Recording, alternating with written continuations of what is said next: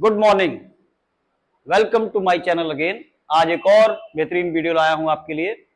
Central state government exams में, SSC और सारे एग्जाम्स में हमारे जो क्वेश्चन पूछे जाते हैं, आज का टॉपिक है इंडियन हिस्ट्री, वही मॉडर्न हिस्ट्री। तो उसमें क्वेश्चन शुरू करते हैं। Last governor general of east India company. देखिए, ईस्ट इंडिया कंपनी का जो राज रहा इंडिया में, ईस्ट इंडिया कंपनी ब्रिटिश की 1772 से 1857 तक उनके गवर्नर जनरल रहे हैं। लगभग 15 मेन जो टेन्योर रहा है, लगभग 15 गवर्नर जनरल का रहा है। उसके बाद 1858 मैग्ना कार्टा के बाद जो इंडिया पे रूल हो गया वो उनके राज सिंहासन का हो गया, महारानी विक्टोरिया का हो गया। तो उसके बाद वायसराय कहलाए वो। तो गवर्नर जनरल थे 15 के करीब, उसमें से कुछ के नाम दे रखे हैं। आपसे पूछा ईस्ट इंडिया कंपनी का अंतिम, जब मैंने कहा कि 1857 के टाइम पे कौन था, तो लॉर्ड केनिंग थे। वो उसी साल आए 56 के बाद, और 1856 से 57 उनका टेन्योर था। अगेन वो 58 से उनका टेन्योर स्टार्ट हो जाता है एज वायसराय। तो लॉर्ड केनिंग अगर प्रथम भारतीय जो स्वतंत्रता संघर्ष था, फर्स्ट वॉर ऑफ इंडिपेंडेंस, उसके टाइम पे 1857 में लॉर्ड केनिंग थे, वो लास्ट गवर्नर जनरल थे। और जब ब्रिटिश क्राउन का राज हो गया, हमारे यहाँ पे विक्टोरिया का राज हो गया, क्वीन का, उस केस में वो पहले वायसराय भी थे। अब ये तो 15वें हो गए, उससे पहले कुछ के नाम दे रखे हैं। तो इसमें दे रखा है लॉर्ड डलहौजी, इनका टेन्योर 1848 से 1856। काफी सुधार किए, काफी वेलफेयर स्कीम्स भी चलाई। उसके अलावा इसकी डॉक्ट्रिन ऑफ लैप्स, हड़पने की नीति बड़ी खतरनाक थी, जिससे हमारे राजकुमार राजे जो हैं उनको उसने गलत नीतियों से अपने साम्राज्य में मिला लिया। तो लॉर्ड डलहौजी का टाइम ये माना जाता है। और अगर बात करें लॉर्ड एल्गिन वन की, तो 1862-63 का टाइम है, यानी ये वायसराय हैं उस टाइम। और लॉर्ड एलनब्रो की बात करते हैं तो 1842 से 1844 तक ये रहे। इसके बाद 1844 से 1848 तक लॉर्ड हार्डिंग वन रहे। तो ये गवर्नर जनरल के बारे में आप यहां जानकारी है। शुरुआत से बता देते हैं किस तरह से कौन कौन आए।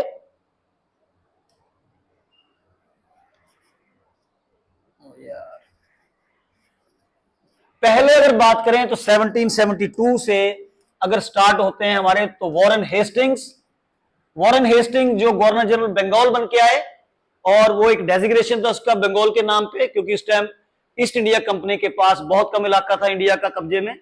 1833 में जो चार्टर एक्ट था 1833 का, उसके हिसाब से Lord William Bentinck governor general of India उनका डेजिग्नेशन हो गया। तो 1833 के हिसाब से, तो याद रखिए कि वॉरेन हेस्टिंग से लेके लॉर्ड केनिंग तक लगभग 15 मेन जो कार्यकाल रहे हैं गवर्नर्स के रहे हैं। मूव करते हैं नेक्स्ट क्वेश्चन की तरफ। वल्लभ भाई पटेल को सरदार की उपाधि किसने दी? देखिए, उनको ये उपाधि दी महात्मा गांधी ने, सरदार वल्लभ भाई पटेल को बरदौली सत्याग्रह आंदोलन के बाद। अब बाकी नाम क्या है? बाकी इसमें एम ए जिन्ना है। एम ए जिन्ना जो फादर ऑफ नेशन पाकिस्तान कहलाते हैं। इंडिया के father of nation Gandhi ji कहलाते हैं, तो फादर ऑफ नेशन पाकिस्तान के जिन्ना कहलाते हैं। ये वहां के फर्स्ट गवर्नर जनरल भी रहे, first governor general of Pakistan. इसके अलावा इनका बहुत बड़ा रोल था, कांग्रेस में रहे शुरू में, बाद में मुस्लिम लीग का इसका बहुत इंपॉर्टेंट इनका रोल रहा पार्टीशन के टाइम पे। तो मोहम्मद अली जिन्ना में ऐसा कोई किसी को उपाधि नहीं दी। जवाहरलाल नेहरू की बात करें तो जवाहरलाल नेहरू हमारे इंटरिम गवर्नमेंट के भी हेड थे, उसके अलावा प्राइम मिनिस्टर बने। और कुछ बुक्स हैं उनकी खास, जैसे कि discovery of India, glimpses of world history, और ये कांग्रेस के प्रेसिडेंट भी रहे। गांधी जी की बात करें तो गांधी जी के नाम क्या है? गांधी जी को महात्मा नाम दिया आर एन टैगोर ने, और गांधी जी ने आर एन टैगोर को गुरुदेव नाम दिया। उसके अलावा गांधी जी को फादर ऑफ नेशन किसने नाम दिया? सुभाष चंद्र बोस ने दिया। सुभाष चंद्र बोस को नेताजी नाम किसने दिया? तो किसी लीडर ने नहीं दिया, वो इंडियन सोल्जर्स थे जर्मनी के अंदर, और वहां के कुछ ऑफिशियल्स थे, उन्होंने डिक्लेयर किया था सुभाष चंद्र बोस को नेताजी। और अगर बात करते हैं आर एन टैगोर की, तो गुरुदेव का नाम मैंने आपको बता ही दिया। कि गांधी जी ने उनको गुरुदेव का नाम दिया। तो इस तरह से कुछ उपाधियां हैं। अब आगे चलते हैं नेक्स्ट क्वेश्चन पे। गांधी जी के राजनीतिक गुरु कौन थे? देखिए, गांधी जी के राजनीतिक गुरु थे गोपाल कृष्ण गोखले, नरम दल कांग्रेस के ये बहुत बड़े नेता थे। दो तरह की कांग्रेस हो गई जो फूट पड़ गई, एक नरम दल और एक गरम दल, एक्सट्रीमिस्ट और मॉडरेट्स। तो मॉडरेट्स में आते हैं गोखले, दादाभाई नौरोजी, फिरोज शाह मेहता। 1905 में कांग्रेस के अध्यक्ष बने और उस टाइम इनका पीक टाइम पे था कैरियर, और सर्वेंट ऑफ इंडिया सोसाइटी की स्थापना भी इन्होंने करी। Servant of India society. अब बाकी अगर बात करते हैं दादाभाई नौरोजी की, तो सबसे बड़े पहले लीडर, पॉलिटिकल लीडर माने जाते हैं दादाभाई नौरोजी, जिनको ग्रैंड ओल्ड मैन भी कहा जाता है, grand old man of India.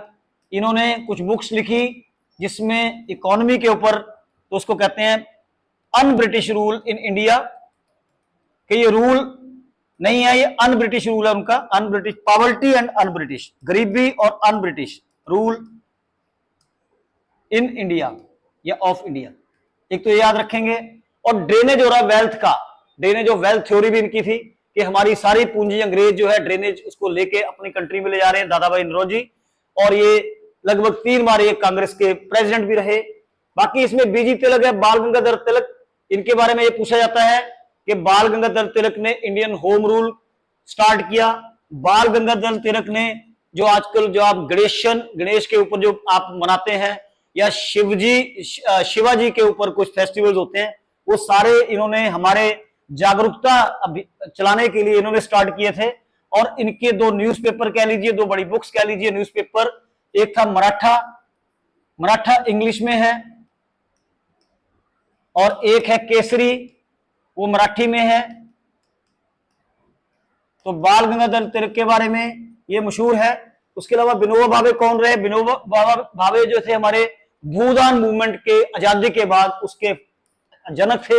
इन्होंने भूदान मूवमेंट चलाया और फर्स्ट मैग्सेसे अवार्ड भी इनको मिला।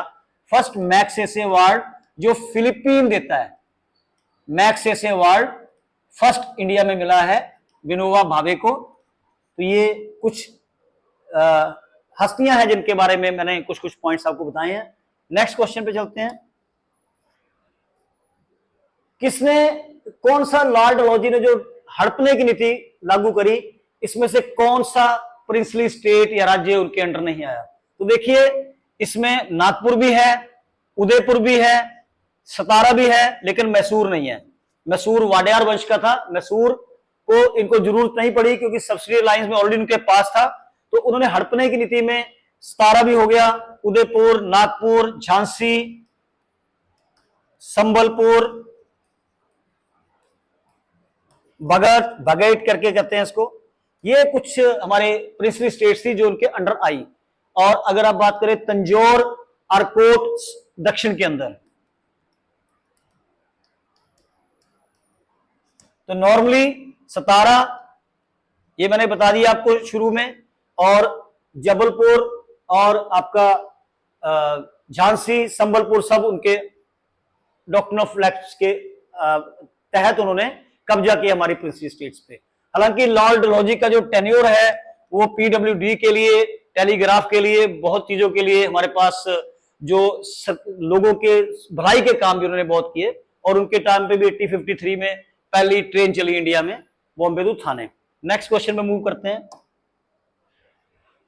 1793 का जो चार्टर एक्ट है, ये कानून थे ईस्ट इंडिया कंपनी के। जब 1772 में वारेन हेस्टिंग्स आए तो 1773 में रेगुलेटिंग एक्ट स्टार्ट हुआ। उसमें जो डुअल रूल था कंपनी का, जिसमें निजामत और दीवानी के जो राइट्स होते हैं, यानी कि वो टैक्सेस वही लेते थे, सरकार चलाते थे वहां के नवाब, तो वो रूल खत्म कर दिया गया कि उससे लोगों का बहुत एक्सप्लॉयटेशन होता, शोषण होता था बंगाल के लोगों का। तो 1772 के बाद जब वारेन हेस्टिंग्स बन के आए, फर्स्ट गवर्नर जनरल बंगाल के कहलाए, तो उन्होंने कुछ नियम अंग्रेजों ने बना के भेजे। 1784 का पिट्स इंडिया एक्ट, 1773 का रेगुलेटिंग एक्ट, 1793 का हमारा चार्टर एक्ट, ये पहला माना जाता है। और इसमें ये डिक्लेयर किया गया कि हर 20 इयर्स में हम चार्टर एक्ट लाएंगे। तो 1718 के बाद 1813 का चार्टर एक्ट, 1833 का चार्टर एक्ट, 1853 का चार्टर एक्ट, तो 4 चार्टर एक्ट माने जाते हैं। 1813 की जो खासियत है उसमें क्या है, उसमें ईस्ट इंडिया कंपनी की जो मोनोपोली है इंडिया से व्यापार करने की वो हटा दी गई। यूरोपियन कंपनियों को बोला गया कि आप भी व्यापार कर सकते हैं, ईस्ट इंडिया सिर्फ टी का काम करेगी और चाइना के साथ व्यापार करेगी, ये उस टाइम डिक्लेयर हुआ। साथ में 1 लाख रुपया फर्स्ट टाइम क्रिश्चियन मिशनरी को दिया गया कि इंडिया में एजुकेशन का प्रसार करें। तो उनका मेन टारगेट एजुकेशन के अलावा उनका कन्वर्जन हो गया, यानी क्रिश्चियनिटी फैलाना। ये भी 1813 से आया। 1833 में विलियम बेंटिक को गवर्नर जनरल ऑफ इंडिया बनाया गया और उस टाइम ये बोला गया कि जो टी का व्यापार करते हैं आप, जो चीन का करते हैं, टोटली उस पर बैन लग गया ईस्ट इंडिया कंपनी पे कि आप सिर्फ एडमिनिस्ट्रेशन संभालिए, इंडिया के ज्यादा से ज्यादा इलाके को अपने कब्जे में कीजिए। तो 1833 में सती प्रथा का भी बैन लगाया गया। उससे पहले 1829 में लॉर्ड विलियम बेंटिक, राजा राम मोहन राय के टाइम पे कानून बनवाया उन्होंने। लॉर्ड बेंटिक के टाइम पे ठगी सिस्टम बंद हुआ, इन्फेंटिसाइड जो बच्चों को मारा जाता है वो सारा उनके टाइम पे अच्छे कानून बने। तो एक तरह से बहुत अच्छे गवर्नर जनरल माने जाते हैं। 1853 के आसपास जो राज था वो लॉर्ड डलहौजी का, जिसका मैं जिक्र कर चुका हूं। ठीक है, तो कितने 5 हो गए। तो स्टूडेंट इस पे फोकस कीजिए। मैं आपको यही कहूंगा कि कोई समय बीत गया उस पर आप ध्यान ना दें। ये सोचिए कि today is first day of rest of my life, मुझे आज से ही ठानना है, आज से ही मेहनत कर रही है। आपके अब इस मामले में बहुत हेल्प करेंगे। हमारे चैनल को आप अगर सब्सक्राइब नहीं किया सब्सक्राइब करें, इसको शेयर करें, कमेंट्स लिखिए अगर आपकी कोई रिक्वायरमेंट है। जय हिंद।